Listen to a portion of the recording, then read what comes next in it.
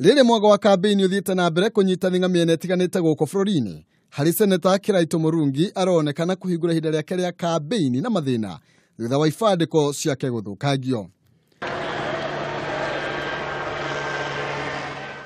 Akĩaria na andĩki a mohoro thutha wa kwandĩkithia ndũmĩrĩri na rũhonge rwa ũgitĩri mwena wa Meru, Kĩraitũ augĩte makĩria ma ibandĩko 10 cia makĩria ma ciringi 300,000 iria irarĩ na mbica yake nĩ irakorirwo igĩthũkangio.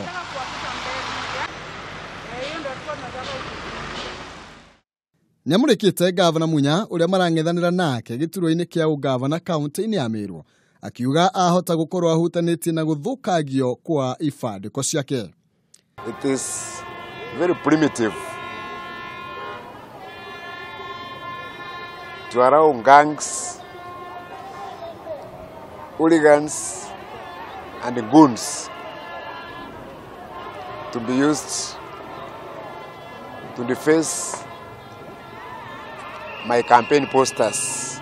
Kũringana na Kĩraitũ, Munya ararĩhĩte nyanake ikorwo igĩtuthũra ngahĩha na gũthũkangia ibandĩko ciake, kũrĩa abithaa ũmwe wa kaunti ya Meru arakorirwo agĩikio ngono akĩhe nyanake mbeca na rĩu ahingĩrĩtwo ceceni-inĩ ya borithi. So the officer who has been arrested is an officer of the county government who serves in the county liquor licensing board. And indeed, from the evidence we have, he is the one who was paying the goons, and he was arrested with quite a bit of cash, that night.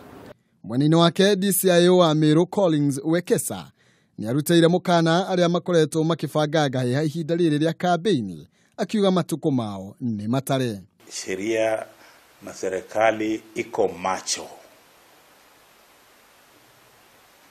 Watangazieni ya kwamba hicho kitendo cha jana usiku kiwe cha mwanzo na ni cha mwisho.